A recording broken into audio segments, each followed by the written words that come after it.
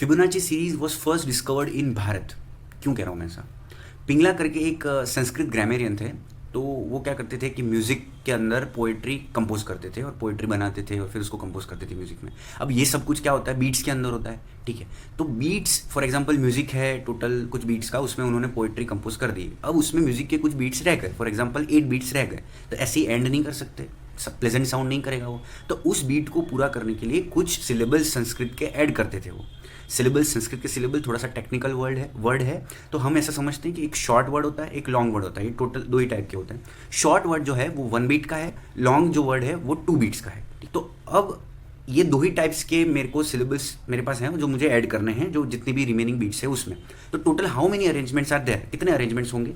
तो for example अगर मेरे पास म्यूज़िक की बीट है, तो उसमें मेरे पास एक ही पॉसिबिलिटी है वहाँ, तो कि भाई मैं एक ही शॉर्ट सिलेबल लगा दूँ, ठीक है। अगर मेरे पास 2 म्यूज़िक के बीट हैं तो मेरे पास 2 अरेंजमेंट्स हैं, या तो शॉर्ट के 2, तो 1 + 1 2, या तो डायरेक्टली 2।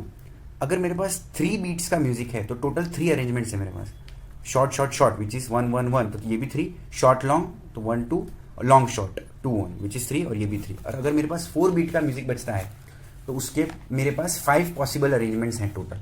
ये 5 पॉसिबल अरेंजमेंट्स है। तो अगर मैं ये टोटल अरेंजमेंट्स की सीक्वेंस लिखना चाहूँ, 1 अरेंजमेंट, 2 अरेंजमेंट, 3 अरेंजमेंट, 5 8 13 21 एंड 34, इस टाइप से अरेंजमेंट की सीक्वेंस चलती है। दिस इज नॉन एज, ये जो फेमसली बोलते हैं फिबोनाची सीरीज, वो ये, ठीक है। बट ये बनाई किसने थी? पिंगला ने।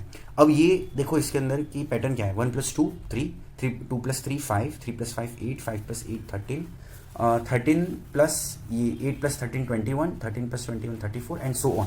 तो ये पैटर्न फॉलो रहा था, पिंगला ने बनाई थी। अब पिंगला ने उन्होंने शॉर्ट में बता दिया था कि भाई ऐसा ऐसा कंपोज करेंगे, बचेगा अगर बीट्स तो टोटल कितने अरेंजमेंट्स है तो ये मिल जाएगा। बट अगर इसको आपको फॉर एग्जांपल डायरेक्टली जंप करना है, 10 बीट्स बच रही है तो टोटल अरेंजमेंट्स कितने हैं, तो आप आंसर कैसे दोगे? तो इसके ऊपर जो स्टडी की थी अच्छे से, वो की थी विरहांका और उसके बाद हेमचंद्र ने। अभी पिंगला जो थे वो 1400 to 1600 ईयर्स पहले थे फिबोनाची के, और विरहांका और हेमचंद्र भी।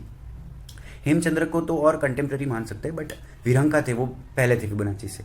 तो ये पूरी जो स्टडी हुई थी फिबोनाची जो हम बोलते हैं इसी वो उस टाइम पे हो गई थी फिबोनाची से पहले। और आज एनसीईआरटी और काफ़ी सारी बुक्स धीरे धीरे इसको रिकॉग्नाइज कर रही है एज अ विरहांका नंबर और हेमचंद्र नंबर।